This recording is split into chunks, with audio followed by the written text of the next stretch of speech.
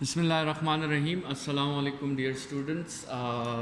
Chapter number 12 current electricity और lecture number 3 ohm law की long question की continuation है।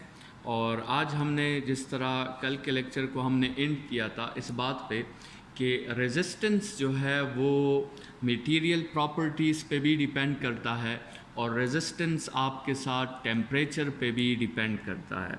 और हमने दो फार्मूलाज की बात की थी कि वो हमने डिराइव करनी है as a part of a long question of the ohm's law. ठीक है, तो सबसे पहले स्टार्ट करते हैं resistance as material property. Resistance as material property, जिसमें हम इन बातों को डिस्कस करेंगे कि मटेरियल की किस किस प्रॉपर्टी पर रेजिस्टेंस जो है वो डिपेंड करती है और रेजिस्टेंस उससे चेंज हो सकती है। ठीक है, तो यहाँ पे दो रिज़ल्ट्स जो हैं वो शो करना ज़रूरी है। पहली बात है जिस पे रेजिस्टेंस डिपेंड करती है वो है लेंथ ऑफ द वायर या लेंथ ऑफ द कंडक्टर या लेंथ ऑफ द रेजिस्टर। ठीक है, और इसके साथ रेजिस्टेंस का जो ताल्लुक है वो डायरेक्ट प्रोपोर्शनैलिटी है। Resistance of a wire is directly proportional to the length of the wire. ठीक है, और इसको समझना लॉजिकली अंडरस्टैंड करना इजी है। लेट्स सपोज एक वायर है, उसकी लेंथ है L1 और उसकी रेजिस्टेंस है R1, और एक दूसरा वायर है जिसकी लेंथ है L2 और उसकी रेजिस्टेंस है R2। अच्छा, ये बात जहन में रखिए कि जब हम लेंथ के साथ रेजिस्टेंस का ताल्लुक़ निकालना चाहते हैं तो जो क्रॉस सेक्शनल एरिया है वो हमारे साथ सेम है। ठीक है, अब स्टूडेंट्स अगर L2 जो है वो L1 से ज़्यादा है तो एक्सपेरिमेंटली हम देखते हैं कि R2 की वैल्यू भी R1 से ज़्यादा होती है। तो इसका मतलब दोनों के दरमियान आपके साथ एक डायरेक्ट प्रोपोर्शनैलिटी है। अब इसको लॉजिकली अंडरस्टैंड करना इसलिए इजी है कि आसान सी बात है कि अगर ये इलेक्ट्रॉन इस लेंथ से गुज़रेगा तो इससे कम कोलिजन्स का सामना करना पड़ेगा, और ये इलेक्ट्रॉन वही इलेक्ट्रॉन अगर ग्रेटर लेंथ से गुज़रेगा तो इससे ज़्यादा कोलिजन्स का सामना करने पड़ेगा, ज़्यादा इलेक्ट्रिकल एनर्जी हीट में कन्वर्ट होगी, और इन रिज़ल्ट हम कहेंगे कि रेजिस्टर ने अपोजिशन भी ज़्यादा प्रोवाइड की है। तो एक सिंपल सा लॉजिक है कि resistance is directly proportional to the length of that wire, that conductor या that material। Students, resistance का जो दूसरा ताल्लुक है वो cross sectional area of the wire के साथ है या उस कंडक्टर या रेजिस्टर के क्रॉस सेक्शनल एरिया के साथ ताल्लुक है, और रेजिस्टेंस का ये ताल्लुक एरिया के साथ जो है वो इनवर्स ताल्लुक है। लेकिन ये ताल्लुक आपने उस वक्त स्टडी करना है जब लेंथ को आप कांस्टेंट रखो। ये लेंथ का ताल्लुक उस वक्त स्टडी करना है जब एरिया को आप कांस्टेंट रखो। ठीक है, तो लेट्स सपोज आपके साथ ये सिचुएशन है कि ये एक वायर है जिसका एरिया जो है वो आपके साथ A1 है और इस वायर की रेजिस्टेंस R1 है। एक दूसरा वायर है जिसकी लेंथ वही है, ठीक है, लेकिन उसका एरिया जो है वो आपके साथ चेंज हो गया है। एरिया उसका A2 हो गया है, रेजिस्टेंस उसकी R2 हो गई है। So if area 2 is greater than area 1 तो हम देखते हैं कि resistance 2 becomes less than resistance 1। इसका मतलब ये है कि आपके साथ एक इनवर्स प्रोपोर्शनैलिटी जो है वो अप्लाई हुई। तो स्टूडेंट्स यहाँ पे एरिया को बढ़ाने से रेजिस्टेंस कम हो जाता है, इसको लॉजिकली कैसे अंडरस्टैंड करेंगे? इसको लॉजिकली ऐसे अंडरस्टैंड करेंगे कि इस कम एरिया की वजह से एट द टाइम यहाँ से कम इलेक्ट्रॉन्स पैरेलल में पास हो सकते हैं। जो नंबर ऑफ इलेक्ट्रॉन्स है जिसको हमने n कहा था, वो n जो है यहाँ पे आपके साथ स्मॉल होगा, ठीक है। लेकिन एरिया बढ़ने से इलेक्ट्रॉन्स की तादाद जो एट अ टाइम पैरेलल में पास हो सकते हैं, वो इलेक्ट्रॉन्स की तादाद जो है वो बढ़ जाती है। तो एरिया ग्रेटर होने से ये n क्या हो जाता है, ये लार्ज हो जाता है। अब स्टूडेंट्स आपके साथ एक फार्मूला है जो हमने करंट में पढ़ा था, I is equal to NEAVD, जो ड्रिफ्ट वेलोसिटी के साथ रिलेशन हमने देखी थी करंट की। अब जब एरिया बढ़ने से n बढ़ गया है तो n के बढ़ने से करंट बढ़ जाता है, और करंट के बढ़ने से रेजिस्टेंस पे ओवरऑल जो इफ़ेक्ट होता है वो डिक्रीज का इफ़ेक्ट उस पे आता है। तो एरिया के साथ स्टूडेंट्स रेजिस्टेंस का इन्वर्स रिलेशन होगा और लेंथ के साथ रेजिस्टेंस का डायरेक्ट रिलेशन होगा, और ये दोनों जो हैं लेंथ के साथ भी ताल्लुक़ है और एरिया के साथ भी ताल्लुक़ है। और एरिया के साथ जो ताल्लुक़ है उसको आपने लॉजिकली कैसे एक्सप्लेन करना है? आपने कहना है कि एरिया को बढ़ाने से जो इलेक्ट्रॉन्स की तादाद उस वायर से गुजरेगी वो इलेक्ट्रॉन्स की तादाद बढ़ जाती है। जब इलेक्ट्रॉन्स की तादाद बढ़ जाती है तो करंट बढ़ जाती है, करंट बढ़ जाती है तो रेजिस्टेंस डिक्रीज़ हो जाती है, ठीक है। स्टूडेंट्स इसकी ऐसी मिसाल है कि लेट्स सपोज एक क्लास जो है वो फिल ऑफ स्टूडेंट्स हैं, मुकम्मल उसमें स्टूडेंट्स बहुत ज़्यादा है, उन स्टूडेंट्स को आप इलेक्ट्रॉन्स कंसिडर करें, और अगर हम उस क्लास के दरवाजे को थोड़ा सा ओपन कर लें ताकि उससे एट अ टाइम 1 पर्सन निकल सके, तो उन पर्सनस का फ़्लो जो होगा वो स्लो होगा। लेकिन अगर हम उस दरवाज़े को पूरा ओपन कर लें, एरिया जो है ज़्यादा प्रोवाइड कर लें, अब एट अ टाइम उससे 3 पर्सनस गुज़र रहे हैं, तो ऑटोमेटिकली जो है एरिया के बढ़ाने से फ़्लो जो है वो बढ़ जाता है, पर्सनस डेंसिटी बढ़ जाती है या इलेक्ट्रॉन डेंसिटी बढ़ जाती है जिसको हमने n कहा था, और उसकी वजह से फ़्लो में इंक्रीज़ आता है, और ओवरऑल हम कहते हैं कि रेजिस्टेंस जो है वो डिक्रीज़ हो गया है। तो स्टूडेंट्स ये जो दोनों प्रोपोर्शनैलिटीज़ हैं, इन दोनों प्रोपोर्शनैलिटीज़ को अगर हम कंबाइन कर लें, इन दोनों स्टेटमेंट्स को हम कंबाइन कर लें, तो आपके साथ जो नेट रिज़ल्ट आएगा वो आएगा resistance is directly proportional to L/A, ठीक है। और इस नेट रिज़ल्ट में जब हम कांस्टेंट ऑफ प्रोपोर्शनैलिटी पुट करेंगे तो R is equal to rho L/A, ठीक है। तो रो L/A जो है वो आपके साथ रेजिस्टेंस का फार्मूला हो गया। स्टूडेंट्स ये formula entry test point of view से भी इंतहाई इम्पॉर्टेंट है, ठीक है। इस चैप्टर में इस फार्मूला से बहुत से क्वेश्चंस जो हैं वो आपके आते हैं। इस फार्मूला से 2 प्रोपोर्शनैलिटीज़ तो आप जहन में याद रखें कि resistance is directly proportional to length and resistance is inversely proportional to area, ठीक है। लेकिन स्टूडेंट्स ये जो क्रॉस सेक्शनल एरिया था, इसको आप डायग्राम में देखें तो ये बिल्कुल सर्कुलर क्रॉस सेक्शनल एरिया है। तो आप इसी फार्मूला में a की जगह पाई आर स्क्वायर भी पुट कर सकते हैं, तो आपके साथ रेजिस्टेंस का दूसरा फार्मूला आ जाएगा रो L/πr स्क्वायर। तो इस फार्मूला की प्रोपोर्शनैलिटीज़ भी याद रखें, रेजिस्टेंस लेंथ के साथ डायरेक्टली प्रोपोर्शनल है और रेजिस्टेंस रेडियस के स्क्वायर के साथ इन्वर्सली प्रोपोर्शनल है। स्टूडेंट्स अगर आप इसी फार्मूला में r की जगह d/2 पुट कर दें, because r is the half of the diameter, और वो d/2 पे जब स्क्वायर आएगा तो d²/4 हो जाएगा, और वो 4 ऊपर न्यूमरेटर के साथ मल्टीप्लाई हो जाएगा। तो इसी रेजिस्टेंस का एक फार्मूला आप ऐसे भी लिख सकते हो 4 रो L divided by pi d²। यहाँ से भी प्रोपोर्शनैलिटीज़ को याद रखें कि R is directly proportional to L and R is inversely proportional to the square of diameter, ठीक है स्टूडेंट्स, इसमें हम अक्सर स्टूडेंट्स को कुछ शॉर्टकट्स भी बताते हैं। स्टूडेंट्स, अगर आपसे क्वेश्चन में एमसीक्यूज़ में ऐसे कहा जाए कि एक वायर है और उस वायर की रेजिस्टेंस जो है वो आर है, ठीक है, लेट्स सपोज आर की वैल्यू है 10 ओहम, और आपसे कहा जाए कि हमने इस वायर को स्ट्रेच कर दिया, ठीक है, इस वायर को हमने स्ट्रेच कर दिया। अब स्ट्रेच करने से लेंथ तो बढ़ेगी लेकिन एरिया कम होगी।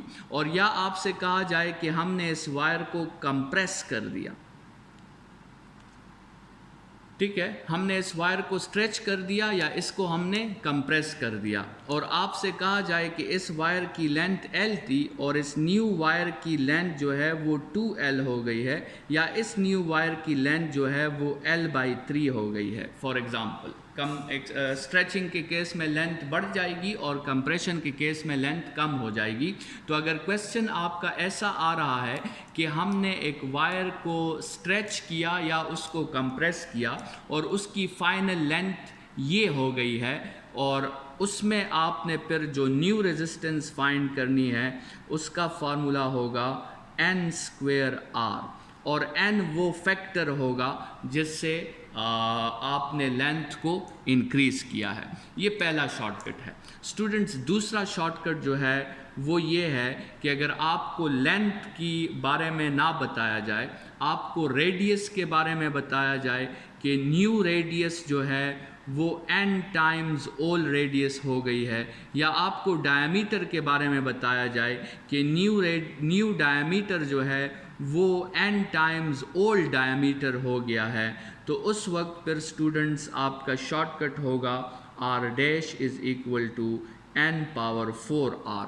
तो ये दो शॉर्टकट्स जो हैं याद रखें इन केस ऑफ स्ट्रेचिंग और कंप्रेशन, ठीक है, कि स्ट्रेचिंग के केस में आपका फॉर्मूला होगा r' = n²r, और कंप्रेशन जब लेंथ की वैल्यू गिवन होगी, और अगर रेडियस या डायमीटर के दरमियान रिलेशन गिवन है तो उस वक्त आपने फॉर्मूला यूज़ करना है r' = n⁴r।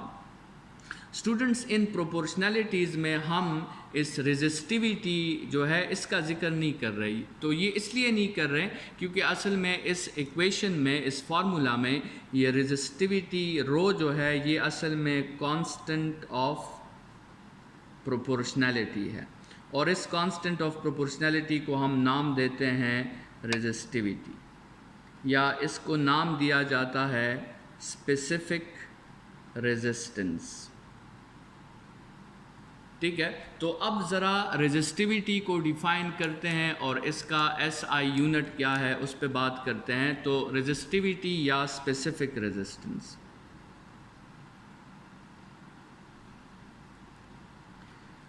रेजिस्टिविटी अगर इसी फार्मूला से जो हमने मेंशन किया था अभी ρL/A, अगर इसी फार्मूला से हम रेजिस्टिविटी को सब्जेक्ट कर लें तो आपके साथ आता है RA/L, ठीक है। और स्टूडेंट्स, हम ये कह सकते हैं कि resistivity is actually the resistance of a wire. Resistivity is actually the resistance of a wire, but it is the resistance of a special wire, and that special wire has two attributes. First attribute, the area of the wire should be 1 meter square and the length of the wire should be 1 meter. So if we have a wire whose area is 1 meter square and whose length is 1 meter, only in that situation the resistance is termed as resistivity, ठीक है। तो मतलब अगर एक ऐसा wire है जिसका area 1 metre square है और जिसकी लेंथ 1 मीटर है, उसी वक्त उस वायर की रेजिस्टेंस को हम रेजिस्टिविटी कह सकते हैं। और स्टूडेंट्स, ये रेजिस्टिविटी जो है ये एक मटीरियल कांस्टेंट है। रेजिस्टिविटी मटीरियल कांस्टेंट भी है और मटीरियल प्रॉपर्टी भी है। On the other hand resistance जो है ये मटेरियल प्रॉपर्टी तो है लेकिन मटेरियल कांस्टेंट नहीं है। स्टूडेंट्स, रेजिस्टेंस और रेजिस्टिविटी में वही फ़र्क है जो हीट कैपेसिटी और स्पेसिफिक हीट कैपेसिटी में है। हीट कैपेसिटी मटेरियल प्रॉपर्टी तो है लेकिन मटेरियल कांस्टेंट नहीं है, और स्पेसिफिक हीट कैपेसिटी जो है वो मटेरियल प्रॉपर्टी भी है और मटेरियल कांस्टेंट भी है। तो resistivity is numerically equal to resistance for a special wire whose area is 1 meter square and whose volume is 1 meter. Students, आप इस तरह भी इसे डिफाइन कर सकते हैं कि resistivity is equal to resistance for a wire whose volume is 1 meter cube. ठीक है, मतलब एरिया अगर 1 मीटर स्क्वायर है और लेंथ उसकी 1 मीटर है तो इसका मतलब इनडायरेक्टली उसका वॉल्यूम क्या है, उसका वॉल्यूम 1 मीटर क्यूब हो जाएगा। ठीक है, तो इस तरह भी आप इसे डिफाइन कर सकते हैं। ये डिफिनीशन नंबर 1 है, ये डिफिनीशन नंबर 2 है। ठीक है, और स्टूडेंट्स, लेट्स सपोज अगर हम इसको और डिटेल से समझना चाहें, लेट्स सपोज आपके साथ एक वायर है, कॉपर वायर है। ठीक है, अच्छा, इस कॉपर वायर की आपने रेजिस्टेंस फाइंड की, वो आई 10 ओहम। ठीक है, और इसका एरिया है 2 और लेंथ इसकी है 4। फॉर एग्जांपल एरिया है 2 मीटर स्क्वायर और लेंथ है 4 मीटर। अच्छा, एक दूसरी वायर है जिसका एरिया है 1 मीटर स्क्वायर और लेंथ है 4 मीटर। लेट्स सपोज आपने इसकी रेजिस्टेंस भी फाइंड की, वो आपके साथ आई फॉर एग्जांपल वो आपके साथ आई 20 ओहम फॉर एग्जाम्पल। ठीक है, अच्छा, एक तीसरी वायर है और उस तीसरी वायर में आपके साथ लेंथ भी 1 मीटर है और एरिया भी 1 मीटर है, 1 मीटर स्क्वायर है, और उसकी रेजिस्टेंस आपने फाइंड की, लेट्स सपोज वो है 5 ओहम। तो ये जो इस वायर के लिए आपने रेजिस्टेंस फाइंड की है 5, ये असल में रेजिस्टिविटी भी आप इसे कह सकते हो। ठीक है, इसके लिए जो रेजिस्टेंस आपने फाइंड की उसको आप रेजिस्टिविटी भी कह सकते हो, क्योंकि ये रेजिस्टेंस आपने एक ऐसे वायर के लिए फाइंड की है जिसका एरिया 1 मीटर स्क्वायर है और जिसकी लेंथ 1 मीटर है। तो ऐसे वायर की रेजिस्टेंस को हम रेजिस्टिविटी भी कह सकते हैं जिसका एरिया 1 मीटर स्क्वायर हो और लेंथ 1 मीटर हो। अदरवाइज अगर एट्रीब्यूट्स ऐसे ना हो, ऐसे हो या फिर ऐसे हो, तो फिर उसके रेजिस्टेंस को हम सिर्फ रेजिस्टेंस कहेंगे, हम उसे फिर रेजिस्टिविटी नहीं कह सकते। स्टूडेंट्स, रेजिस्टिविटी का जो एसआई यूनिट है वो इसी फार्मूला से आप डिराइव कर सकते हैं। रेजिस्टेंस का यूनिट ओहम, एरिया का यूनिट मीटर स्क्वायर, लेंथ का यूनिट मीटर, ये 1 मीटर इसके साथ कैंसिल आउट हो जाएगा, तो रेजिस्टिविटी का यूनिट आएगा आपके साथ ओहम मीटर। ठीक है, तो रेजिस्टिविटी का जो एसआई यूनिट है दैट इज़ ओहम मीटर। तो स्टूडेंट्स, अगर हम समराइज कर लें तो रेजिस्टेंस जो है ये एक मटेरियल प्रॉपर्टी है, लेकिन रेजिस्टिविटी जो है ये मटेरियल प्रॉपर्टी भी है और मटेरियल कांस्टेंट भी है। रेजिस्टिविटी या तो मटेरियल पे डिपेंड करती है और या फिर टेम्परेचर पे डिपेंड करती है। अगर ये सब कॉपर वायर्स हैं तो इन सब के रेजिस्टेंसेस डिफरेंट होंगे, लेकिन इन सब की रेजिस्टिविटी जो होगी वो सेम होगी। स्टूडेंट्स, ऐसा क्यों है? आप देख सकते हैं कि रेजिस्टेंस जो है वो लेंथ पर भी डिपेंड करती है और एरिया पर भी डिपेंड करती है, लेकिन रेजिस्टिविटी में हमने एरिया को भी कांस्टेंट कर दिया है, लेंथ को भी कांस्टेंट कर दिया है। तो रेजिस्टिविटी ना तो लेंथ ऑफ द वायर पे डिपेंड करती है, ना ही एरिया ऑफ द वायर पे डिपेंड करती है। आपको कंफ्यूज करने के लिए स्टूडेंट्स एमसीक्यूज़ में ऐसे क्वेश्चंस आएंगे कि एक वायर है जिसकी रेजिस्टिविटी 10 है, अगर हम उस वायर को 2 इक्वल हिस्सों में काट दें तो उस हर एक हिस्से की रेजिस्टिविटी वही 10 रहेगी। इसकी रेजिस्टेंस चेंज हो जाएगी लेकिन रेजिस्टिविटी चेंज नहीं होगी, क्योंकि रेजिस्टिविटी आपके साथ एक मटेरियल कांस्टेंट है, तो जब तक वो वायर कॉपर वायर रहेगा वो रेजिस्टिविटी उसकी सेम होगी। रेजिस्टिविटी दो ही वजूहात की वजह से चेंज हो सकती है, एक मटेरियल को चेंज करना और दूसरा जो है वो टेम्परेचर को चेंज करना। तो स्टूडेंट्स ये हमने जो है resistance as a material property का फार्मूला डिराइव भी कर लिया और उससे रिलेटेड जितने भी हमारे साथ फैक्ट्स थे, ट्रिक्स थे, पॉइंट्स थी वो हमने डिस्कस कर लिए हैं। अब resistance as a function of temperature पे बात करते हैं। ठीक है, जैसे हमने कहा था कि रेजिस्टेंस टेम्परेचर की वजह से भी चेंज हो सकता है। तो हेडिंग हमारा है कि रेजिस्टेंस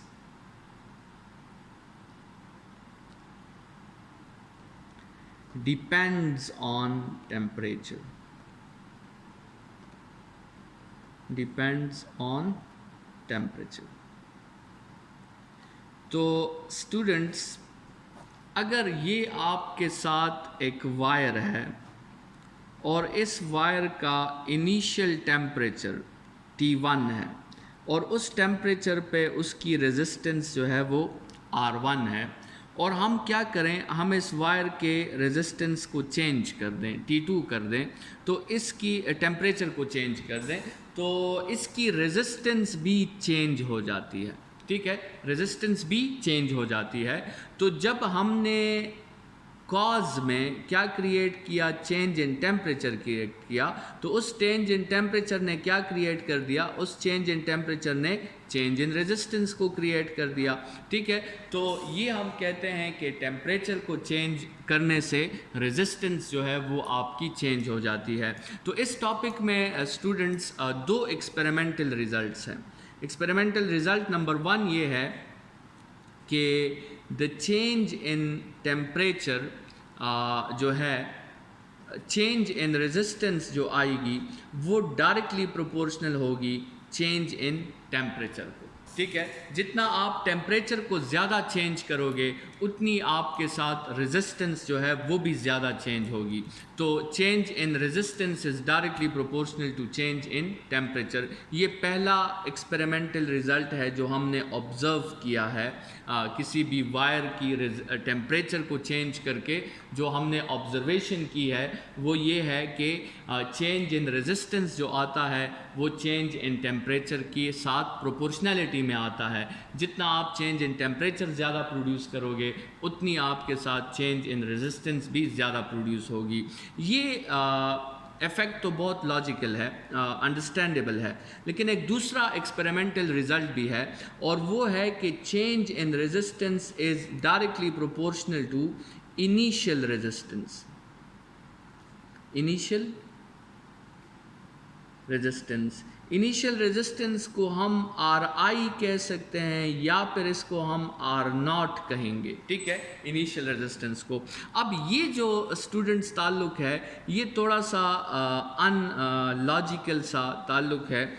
इसको समझने के लिए मैं आपको एक ग्राफ के थ्रू इसको समझाता हूँ। जनरली आपके साथ जो किसी कंडक्टर का जब हम टेम्परेचर का ग्राफ बनाते हैं रेजिस्टेंस के साथ, एक एक्सपेरिमेंटल ग्राफ बनाते हैं, मतलब हम एक एक्सपेरिमेंट कर रहे हैं जिसमें हमने टेम्परेचर को चेंज करना है और रेजिस्टेंस की वैल्यूज़ फाइंड करनी है और फिर हमने उसको ग्राफ करना है। तो स्टूडेंट्स वो ग्राफ जो है आपके साथ इस तरह इंक्रीजिंग ग्रेडियंट का ग्राफ आता है।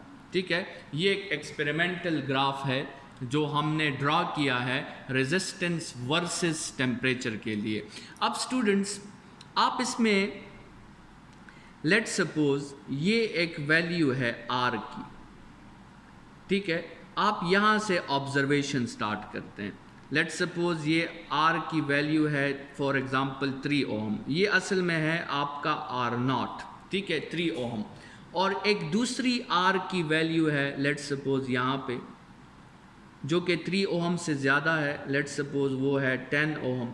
ठीक है, यहाँ पे R0 की वैल्यू 10 ओम है। एक स्टूडेंट जो है वो इस पॉइंट से ऑब्जर्वेशन स्टार्ट कर रहा है 3 ओहम से, दूसरा स्टूडेंट जो है वो 10 ओहम से ऑब्जर्वेशन स्टार्ट कर रहा है, और दोनों स्टूडेंट्स ने टेम्परेचर को इक्वली चेंज किया। इस स्टूडेंट ने भी, लेट्स सपोज ये इंटरवल जो है फॉर एग्जांपल कंसिडर करें 1 डिग्री का इंटरवल है, इस स्टूडेंट ने भी टेम्परेचर को 1 डिग्री राइज कर दिया, और इसने भी टेम्परेचर को वही जो इसने किया था, इसने भी वही 1 डिग्री राइज कर दिया। ठीक है, अब देखें, होना तो ये चाहिए था कि change in resistance is directly proportional to change in temperature. मतलब अगर टेम्परेचर में एक जितना चेंज आ रहा है तो रेजिस्टेंस में भी एक जितना चेंज आना चाहिए। तो अब अगर हम देखें तो इस टेम्परेचर पे जो फाइनल रेजिस्टेंस की वैल्यू है वो है ये, और चेंज कितना आया, चेंज इतना आया है, देखें। ठीक है, लेकिन इस टेम्परेचर पे अगर आप जो है इस लाइन को फर्दर प्रोसीड करें तो ये यहाँ पे इंटरसेक्ट होगा, और यहाँ पे जो फाइनल टेम्परेचर है, फाइनल रेजिस्टेंस है वो ये है, और यहाँ पे चेंज कितना आया, यहाँ पे इतना चेंज आया। तो स्टूडेंट्स, इससे ग्राफ से आपको पता चला कि ये जो चेंज इन रेजिस्टेंस है, चेंज इन रेजिस्टेंस जो है, और यहाँ पे जो चेंज इन रेजिस्टेंस है वो सिर्फ टेम्परेचर चेंज पे डिपेंड नहीं करता, क्योंकि अगर वो सिर्फ टेम्परेचर चेंज पे डिपेंड करता तो फिर तो इन दोनों में इक्वल चेंजेस आने चाहिए थे।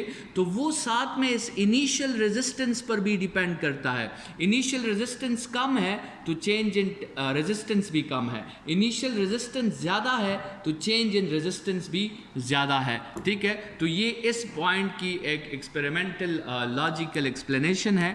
उम्मीद है आपको समझ आ गई होगी कि चेंज इन रेजिस्टेंस जो है वो चेंज इन टेम्परेचर को भी प्रोपोर्शनल है, और change in resistance initial resistance को भी प्रोपोर्शनल है। स्टूडेंट्स, फिर हम इन दोनों स्टेटमेंट्स को कंबाइन कर लेते हैं, तो हम लिखते हैं R0 डेल्टा टी, और फिर इसमें कांस्टेंट ऑफ प्रोपोर्शनैलिटी हम लगा देते हैं, और यहाँ पे कांस्टेंट ऑफ प्रोपोर्शनैलिटी को हम कहते हैं अल्फ़ा।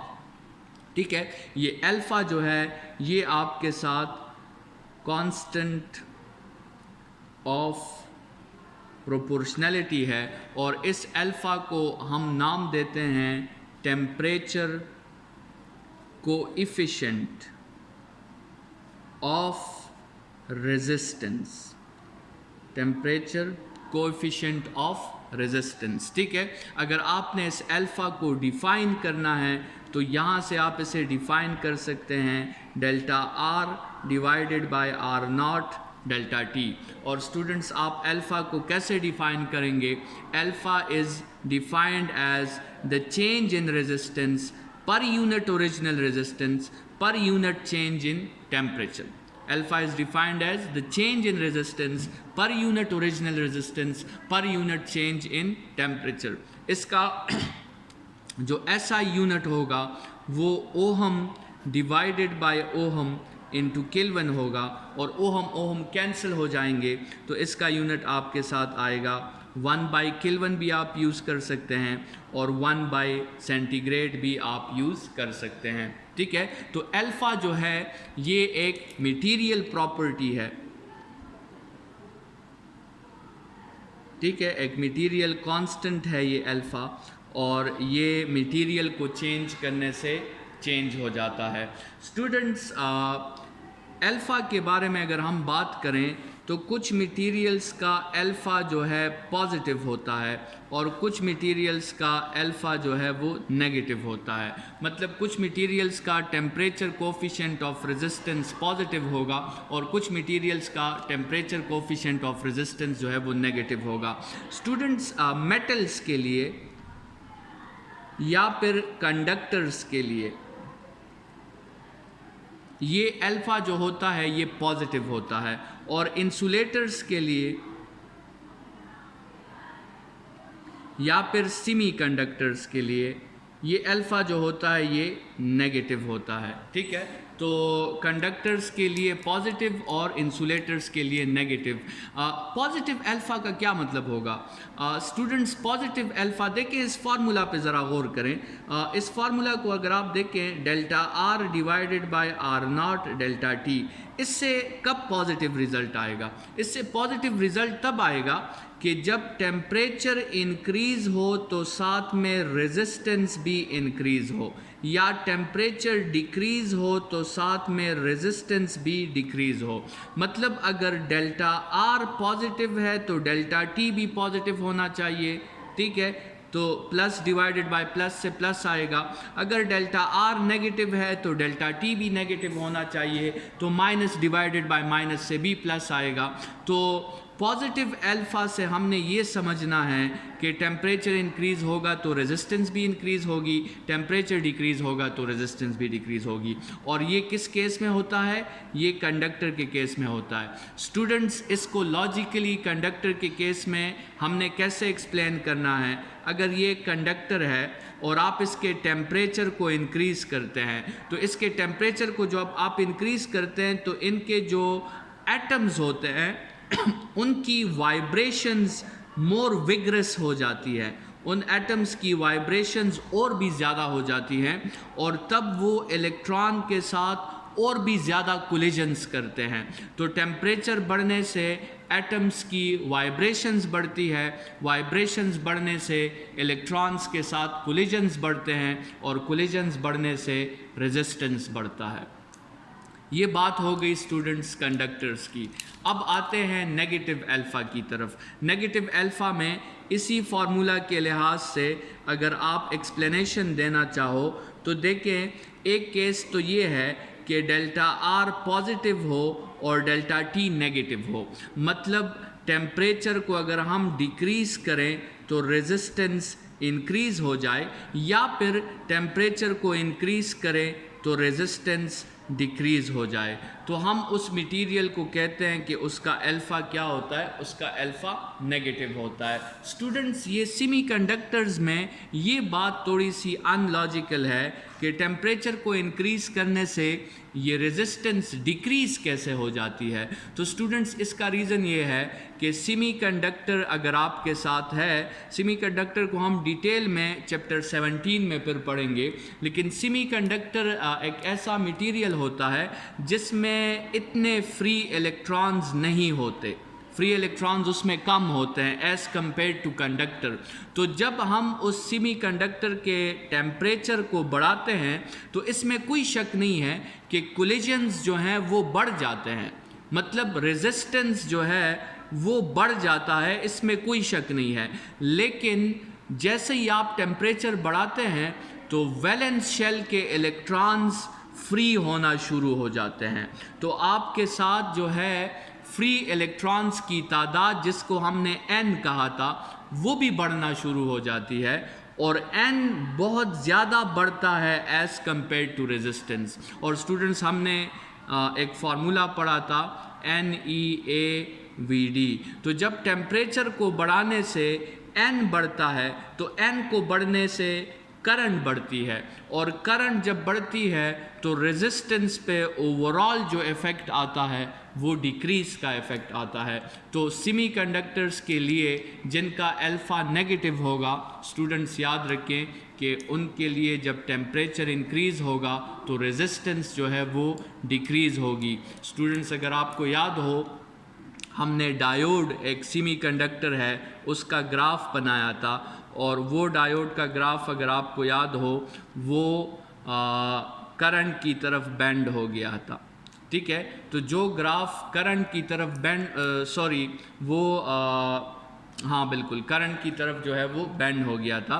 तो जो ग्राफ करंट की तरफ बेंड हो जाता है, इसका मतलब ये है कि उसकी रेजिस्टेंस क्या हो गई है? उसकी रेजिस्टेंस डिक्रीज़ हो गई है। तो जब हम डायोड को किसी सर्किट में लगाते हैं और जब उससे करंट चलती है तो टेम्परेचर इंक्रीज़ होता है, और डायोड एक सेमीकंडक्टर है, तो जब डायोड का करंट टेम्परेचर इंक्रीज़ होगा, उसकी रेजिस्टेंस इंक्रीज़ नहीं होगी, बल्कि उसमें करंट जो है वो इंक्रीज़ हो जाएगी, और करंट किस वजह से इंक्रीज होगी, वो टेम्परेचर क्या करेगा, वो टेम्परेचर सोर्स बन जाएगा और वो और ज़्यादा फ्री इलेक्ट्रॉन्स क्रिएट करेगा उस सेमीकंडक्टर में।